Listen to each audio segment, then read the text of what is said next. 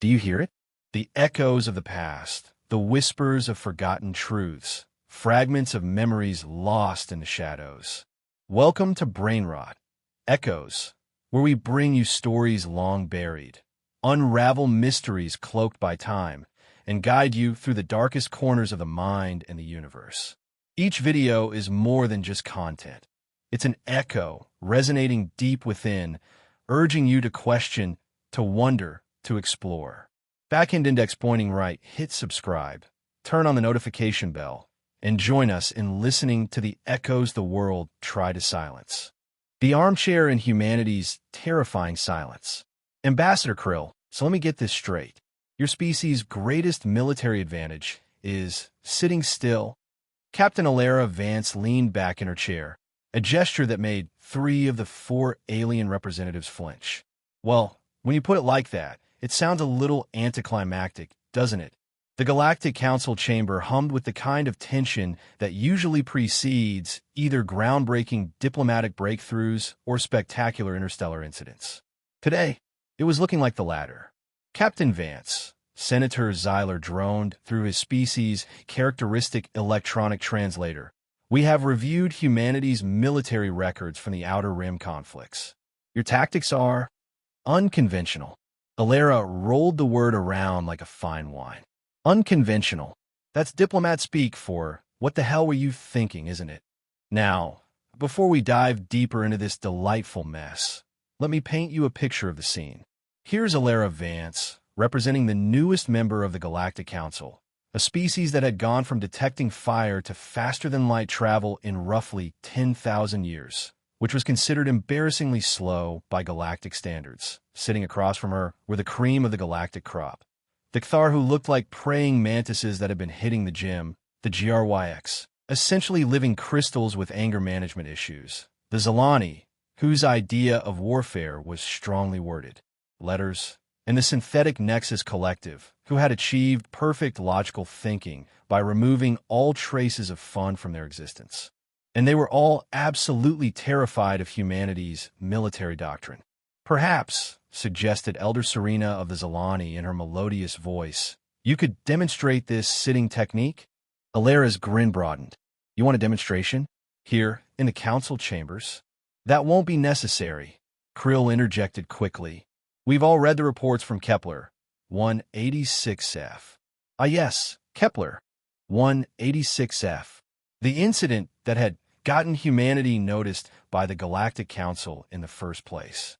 Most species, when faced with a heavily fortified enemy position, employ one of several time-tested strategies: overwhelming firepower, tactical superiority, or advanced technology. Humanity decided to introduce the galaxy to the concept of a siege. But not just any siege. Oh no, that would be too simple. You have to understand, Alara said, settling more comfortably in her chair, which caused another round of flinching. When we encountered the XLR fortress on 186F, we were outnumbered, outgunned, and frankly, having a pretty lousy day overall. So you sat down? Senator Zyler stated flatly. We sat down, Alara confirmed. For 6 months. For 6 months. The silence stretched. Alara seemed perfectly content to let it hang there, which was making everyone else increasingly uncomfortable. This, as it turned out, was entirely intentional. The psychological reports, Krill continued, her voice taking on the quality of someone trying very hard to remain professional, indicate that your soldiers simply waited. No attacks, no negotiations, no movement of... Well, there was some movement, Alara corrected helpfully. Henderson played a lot of solitaire. Martinez learned to juggle. Oh, and Williams started a small vegetable garden. The GRYX representative, Crystalline Formation 7 Alpha, they weren't big on creative names, resonated at a frequency that translated roughly to confusion screaming. You grew plants during a military siege? Williams has always been good with tomatoes. Now, you might be wondering how sitting still and growing vegetables constitutes a military strategy. The answer lies in one of humanity's most underappreciated talents: our ability to be absolutely, categorically, mind-numbingly patient when we're pissed off. Most galactic species approach warfare like a business transaction. There's an objective, there are resources, there's a timeline. Clean, efficient, logical.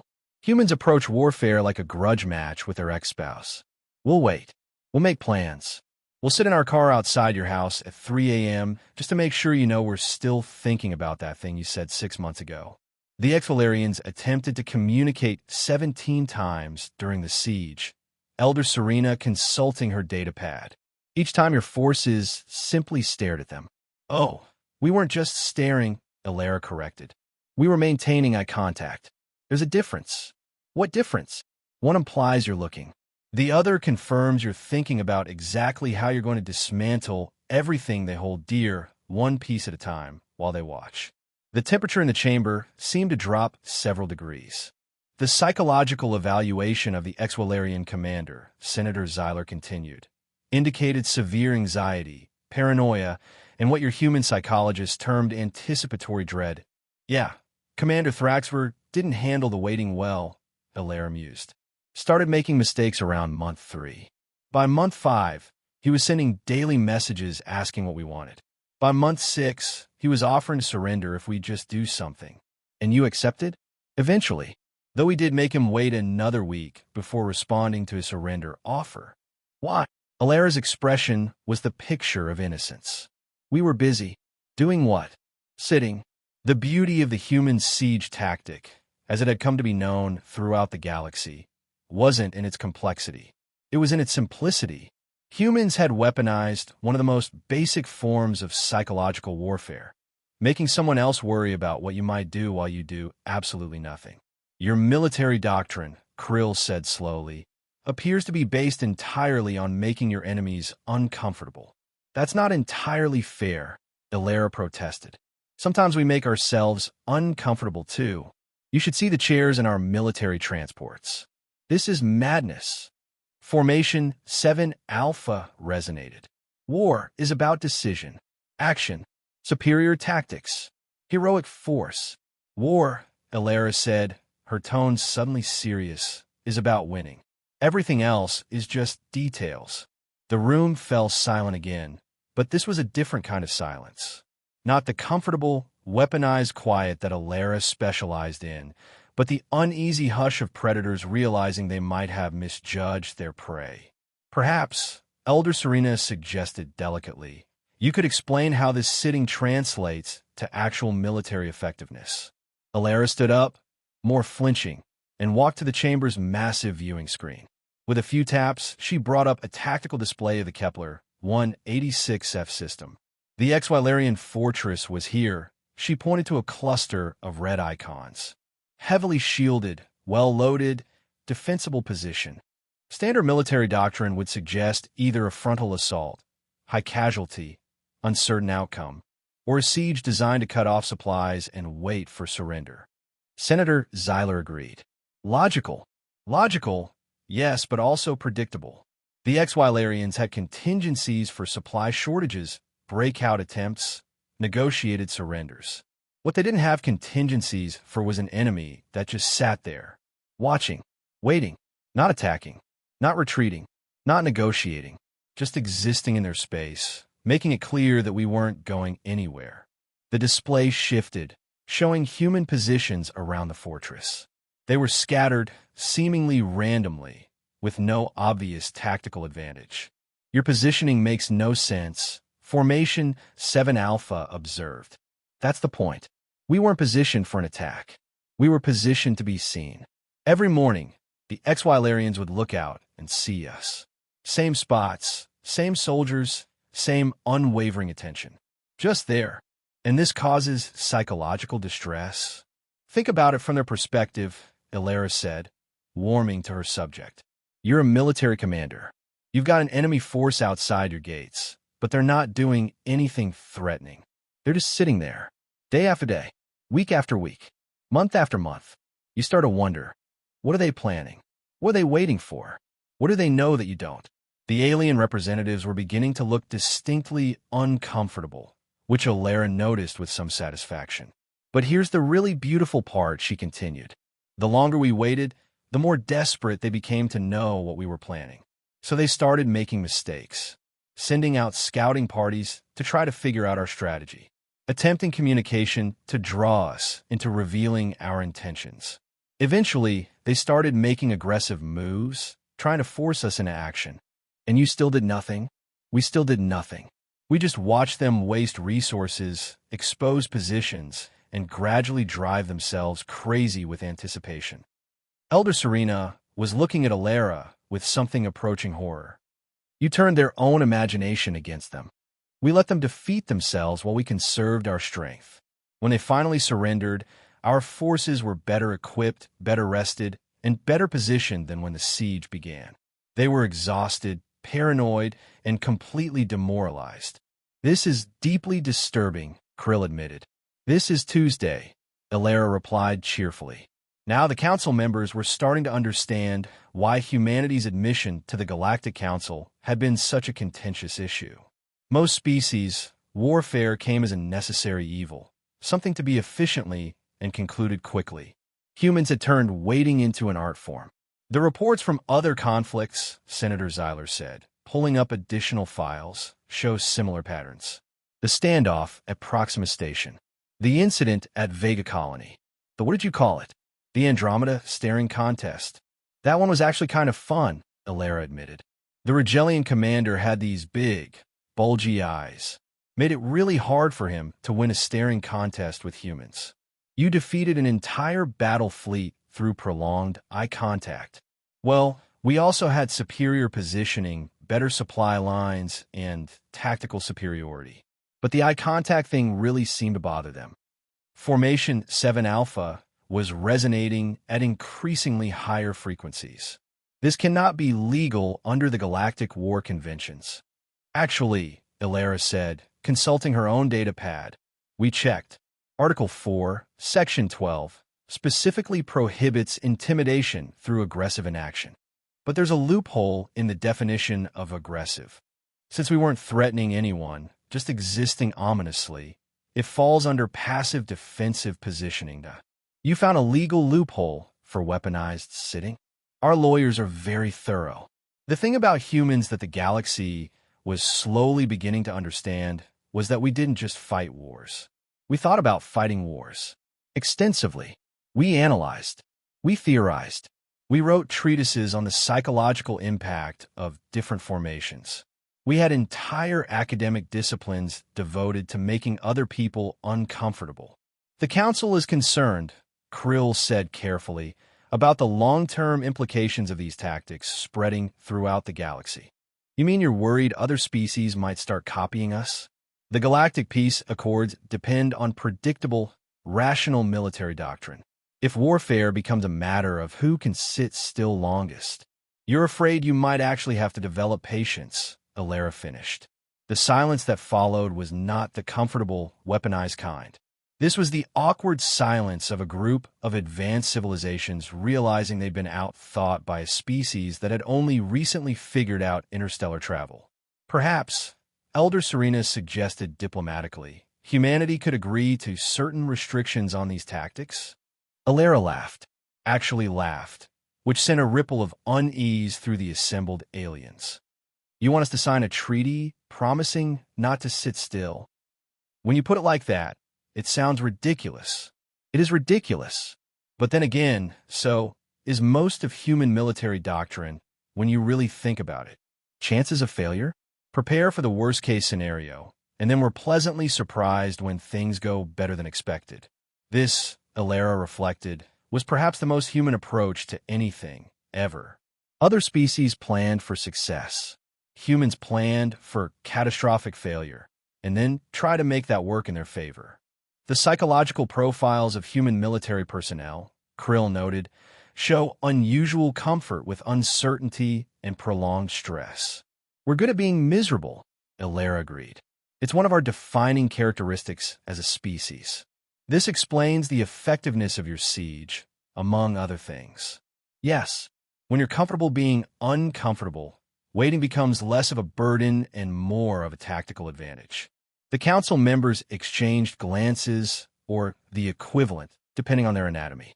They were beginning to realize that humanity's military effectiveness wasn't based on superior technology or tactical brilliance. It was based on being really, really good at enduring things that would drive other species crazy. There's something else, Elara said, settling back in her chair.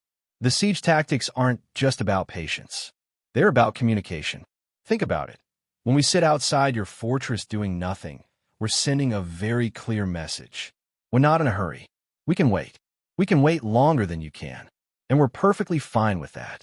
Elder Serena was looking distinctly pale, or whatever the Zilani equivalent was. You're communicating inevitability. Exactly. Not aggression. Not desperation.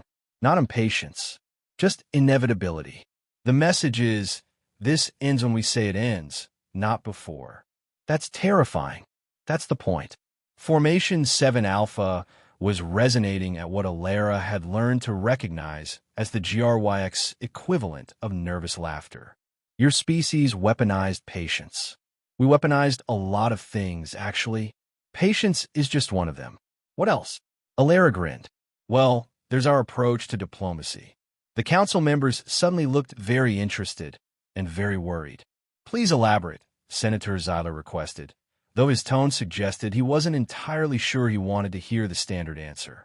Galactic diplomacy follows established protocols, formal meetings, structured negotiations, predetermined outcomes based on relative power and resources. Civilized discourse, Krill agreed. Boring, Elara countered. Human diplomacy is much more personal. Personal how? We get to know our negotiating partners, their backgrounds, their interests, their families. We ask about their hobbies. We remember their birthdays. The aliens looked at each other with growing alarm. You conduct psychological profiling on diplomatic partners? We call it being friendly, Elara said innocently. Is that not normal? No. Formation 7 Alpha resonated firmly. That is not normal. Huh. Well, it works for us. Amazing how much more cooperative people become when they realize you actually care about them as individuals, rather than just seeing them as obstacles to overcome. That's emotional manipulation. That's human nature. We're social creatures. We build relationships. The fact that those relationships can be diplomatically advantageous is just a happy coincidence. Elder Serena was making notes on her datapad with increasing urgency. The Council needs to revise its diplomatic protocols immediately. Why? Because if other species start adopting human-style friendly diplomacy, the entire structure of galactic politics could collapse. Senator Zeiler explained, with the patience of someone addressing a particularly slow child. Galactic diplomacy depends on reasonable, rational actors investigating clearly defined interests. If everyone starts building personal relationships and caring about each other, the mathematical models break down. You have mathematical models for diplomacy? Of course we have mathematical models for diplomacy. That explains so much, Elara clarified. The thing was, humans had stumbled into galactic politics the same way they'd stumbled into most things, accidentally, unprepared, and with a complete disregard for how things were supposed to work. The established galactic powers had spent millennia developing sophisticated systems for managing interstellar relations. They had protocols, procedures, and predictable patterns of behavior. And then humanity showed up and started treating international politics like a neighborhood barbecue. The incident at the Centauri Trade Summit, Krill said, consulting her files, involved your ambassador asking the Rigelian delegate about his children's school performance. Ambassador Williams was just being polite. He spent 3 hours discussing educational philosophy with a being whose species considers offspring a strategic resource allocation problem. And by the end of the evening, the Rigelian delegate had agreed to trade concessions worth billions of credits in exchange for humanity establishing an exchange program for Rigelian students. Derek, Elara scraped. Williams has always been good with kids. This is what we mean. Senator Zeiler said urgently. Standard diplomatic analysis suggests the Rigelians gained no meaningful advantage from that agreement. But your ambassador somehow convinced them it was worthwhile by talking about children as if they were people rather than resources. Because they are people. No, they're resources. The chamber fell silent. Alara was looking at Senator Zyler with an expression that the aliens were beginning to recognize as dangerous. Not angry, not threatening, just dangerous. Ah, Alara said softly, I see. See what? Why you're really afraid of us. The silence stretched. None of the council members seemed eager to elaborate, which was answer enough. It's not the siege tactics, Alara continued. It's not the unconventional military doctrine or the friendship-based diplomacy. It's that we treat everyone like they're people. That's not, Krill began. Even when they're trying to kill us. Even when they're our enemies. Even when they're completely alien to us. We still see individuals, rather than just representatives of their species. This is highly irregular. Formation 7 Alpha protested. This is basic decency, Alara replied. And the fact that you find it irregular explains why the galaxy is the way it is.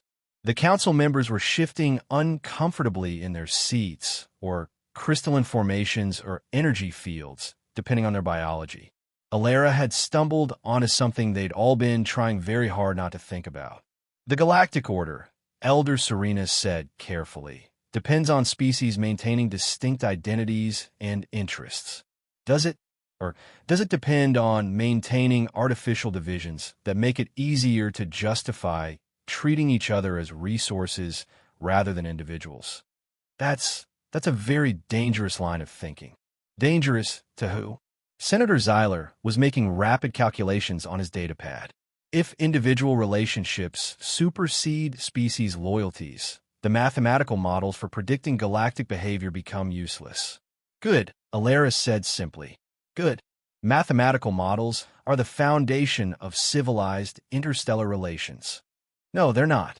Trust is the foundation of civilized relations. Everything else is just paperwork.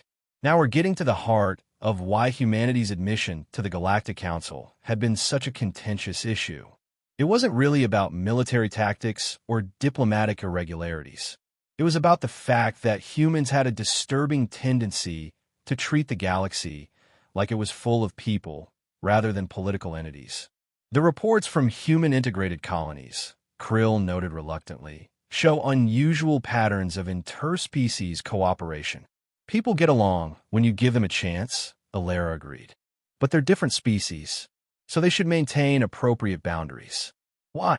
The question hung in the air like a challenge. Because when you really thought about it, why should a Kthar engineer and a human technician maintain appropriate boundaries if they worked well together? Why should a GRYX artist and a Zalani musician avoid collaboration just because their species had different government structures? Because Formation 7 Alpha resonated uncertainly. That's how it's always been done. That's not actually an answer. The mathematical models.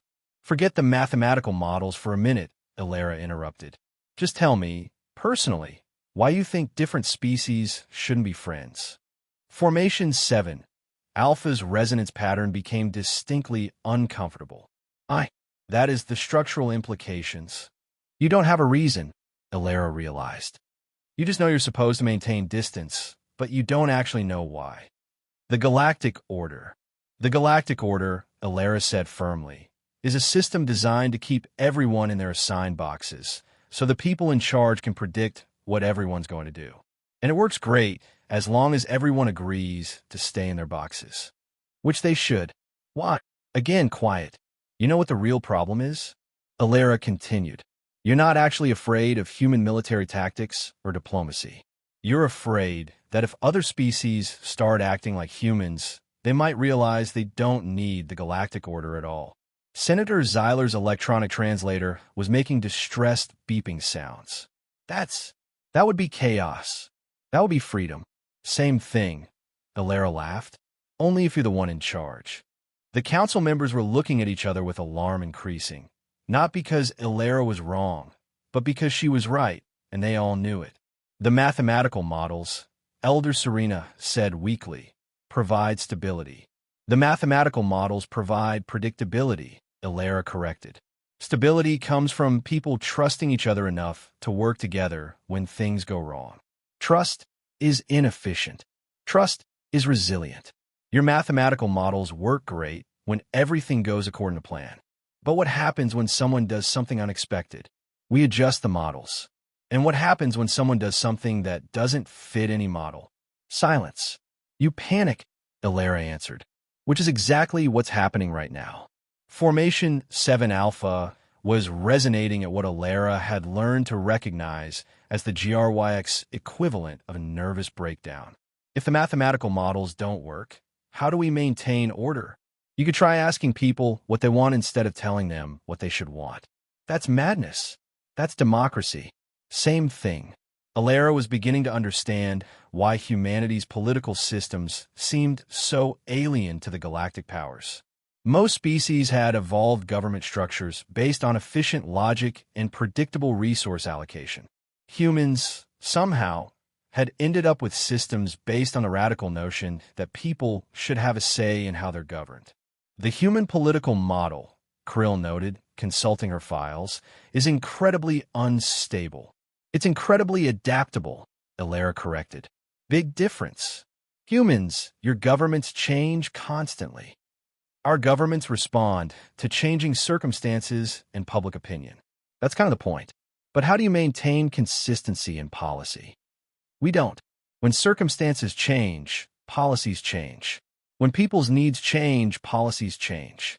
When we learn new information, policies change. That's chaos. That's learning. The aliens were looking at Ilera like she'd just suggested they all set themselves on fire. The idea of quietly building instability into their government systems was apparently so foreign they couldn't even process it. Your species, Senator Zeiler said slowly, deliberately, created political systems designed to change.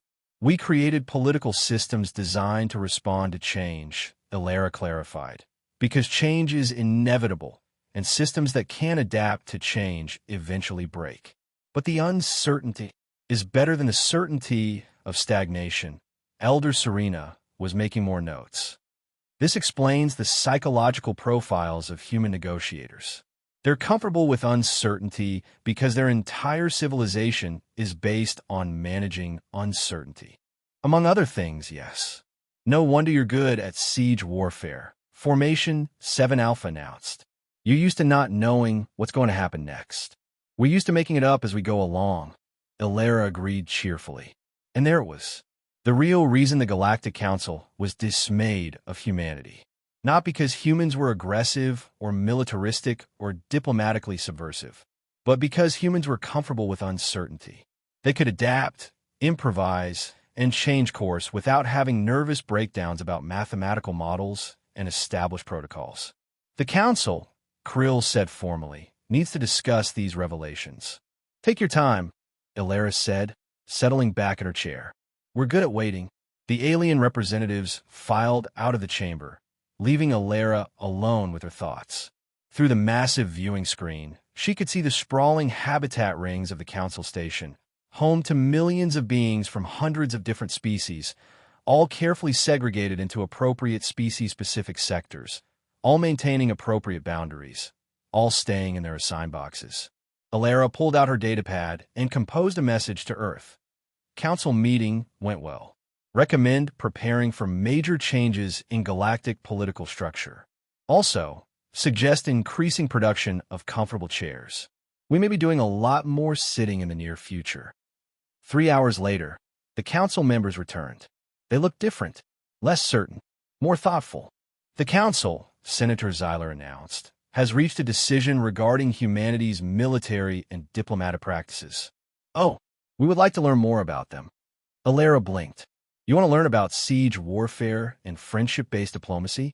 We want to understand how your species maintains stability without mathematical models, Krill explained. We want to know how you make decisions without knowing what the outcome will be, added Elder Serena.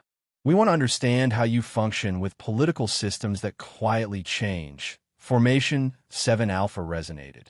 Ilera looked around the chamber at 4 of the galaxy's most advanced civilizations, all asking humanity to teach them how to be comfortable with uncertainty. Well, she said finally, the first lesson is probably the hardest one, which is you have to be willing to admit when you don't know what you're doing. The silence that followed was different from all the previous silences. This wasn't the comfortable, weaponized quiet of human siege warfare, or the awkward hush of diplomatic uncertainty, or the tense pause of political revelation. This was the silence of people, beings, individuals regardless of species, taking a moment to acknowledge that maybe, just maybe, they've been approaching things the wrong way. "We don't know what we're doing," Senator Zeiler said finally. "None of us do," Alara replied. "That's what makes life interesting. And terrifying. Same thing, really." Krill clicked her mandibles, and what Alara had learned was the Kthar equivalent of nervous laughter. "So what happens now?" Alara stood up, and for the first time, none of the alien representatives flinched. "Now we figure out together. Without mathematical models? Without mathematical models. Without predetermined protocols? Without predetermined protocols. Without knowing what the outcome will be." Alara grinned. "Without knowing what the outcome will be."